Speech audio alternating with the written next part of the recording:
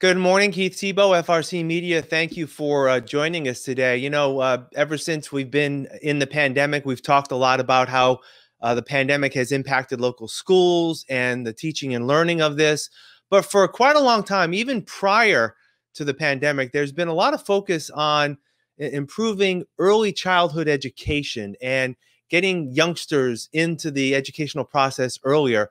And our friends at the SouthCoast Chamber is working to continue that discussion, and they're going to be sponsoring their annual Education Childhood Summit coming up in March. And I'm pleased to be joined by three guests. Two of them you've seen quite often, the co-CEOs of the SouthCoast Chamber, Mike O'Sullivan and Rick Kidder. I'm also pleased to be joined by Joanne Sbrega, the Executive Director of the Children's Museum of Greater Fall River. Thank you all for joining me today. How are you? Thank you. Thanks for having us. I have to share a story. And I think I shared this with maybe Mike at one point. I remember, and I remember 1 year ago, I think it was with Mrs. Sbrega as well. 1 year ago, we were preparing a story to talk about the Early Childhood Summit for 2020. And I remember meeting Mrs. Sbrega at the Children's Museum with one of our videographers to conduct the interview. And then Mike came in and said, we've got issues. There's COVID. There's going to be an issue. We need to reschedule. Ended up being canceled from last year. And that was actually one of the last news stories that we did for our FRCmedia that was in person. And unfortunately, it was not a good story because it impacted the Education Summit from last year. So let me ask Mike, first of all, last year the summit had to be postponed because of the pandemic. This year, it's going to be held virtually. Tell us a little bit about the organization of the event this year, and we'll ask Rick and Mrs. Sbrega to chime in as well. So, Mike, let me start with you.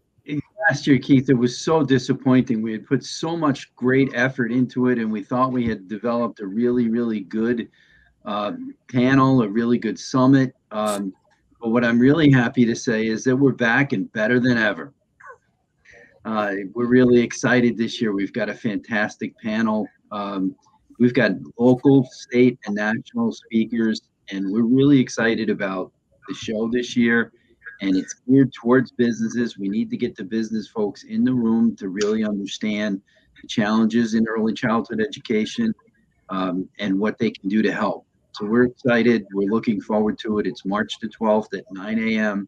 You can join either or you can register via our website at onesouthcoast.com or through any of our social media pages on Facebook in particular.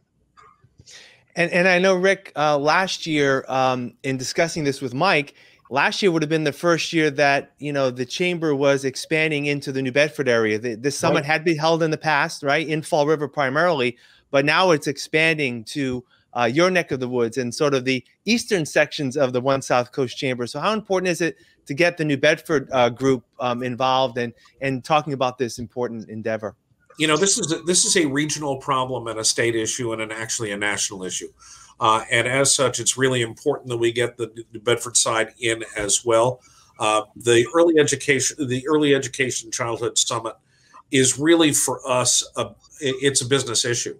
And because I'm a recovering educator, this is near and dear to my heart for us to be able to put on something that's geared toward business people, for them to understand and deal with some of the concerns of their employees, and also to start to build our future workforce.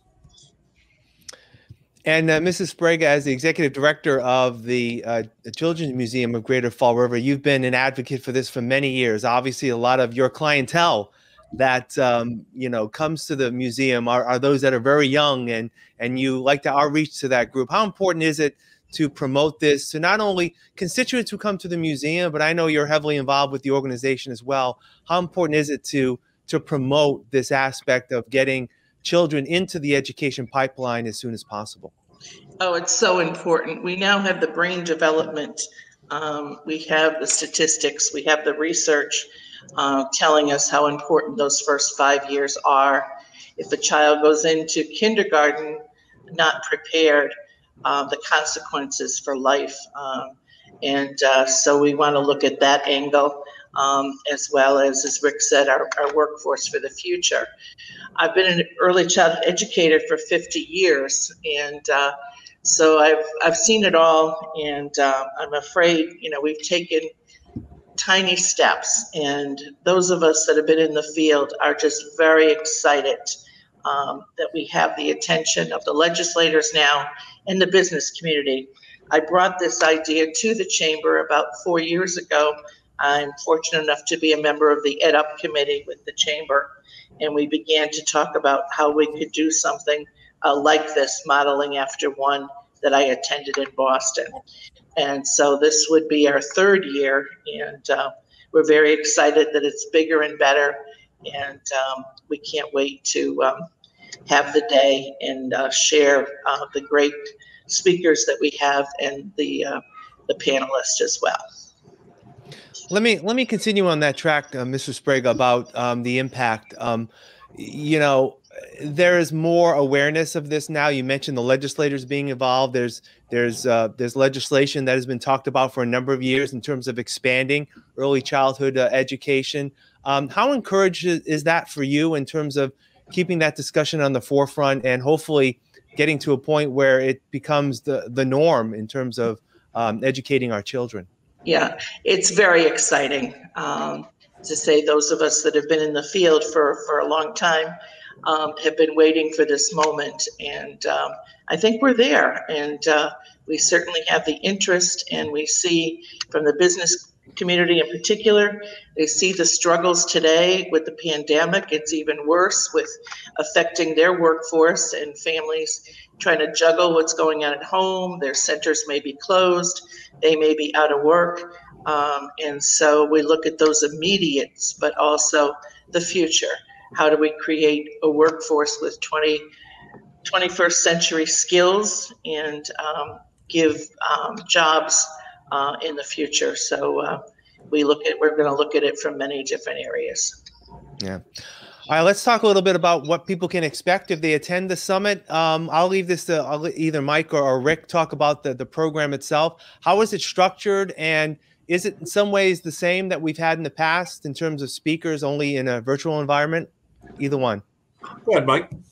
It's very similar, except the virtual environment. But we're excited this year. We're kicking it off with a keynote by a gentleman by the name of Greg Schell, who was born and raised in New Bedford, and now works for Bain Capital, and is he is a just top-notch example of what education can do for an individual. And he came from New Bedford, so he it's important. But we've also got in the program, we've got local business people that are speaking, talking about the importance of early childhood education from both as an employer, the needs that their employees have, and also as an employer, the importance of how getting started and getting,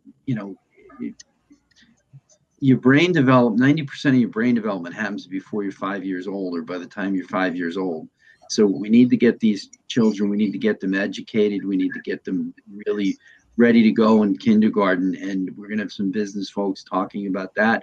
We're going to be talking about the untapped potential of our early childhood as a business issue, because there's a lot of people, the pandemic has taught us that we don't know enough about, on the business side, that we do not know enough about the early childhood education system. There's a lot of organizations jumped in and helped.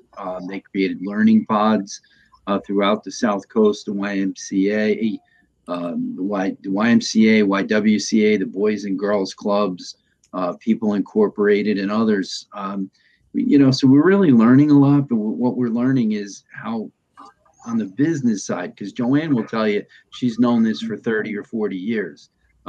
We're just catching up to the folks like Joanne. So it's a major issue, but we've got educators, we've got legislators, we've got folks on the national level that can tell us what's happening in other states and what other types of initiatives are going on in other states and how the business community is solving it. So we're really excited, and we're really pushing to get the business community on the Zoom call that day and listening and learning how they can help. And Rick, Keith, go ahead, Rick. Keith, this is some basic economics. If you look at the business world and look at the business community, the most important asset that they have are their people. That asset is required in order for businesses to succeed and to make money and to hire people and to employ others. And when you look at communities such as New Bedford and Fall River, where there is a greater potential that children who start behind have a tendency to stay behind, we find that as we embrace our goal of trying to lift the entire region economically, we have to begin at the beginning. We have to begin with the early childhood issue, because if we don't begin with that, then we are trying to play catch up all the way along.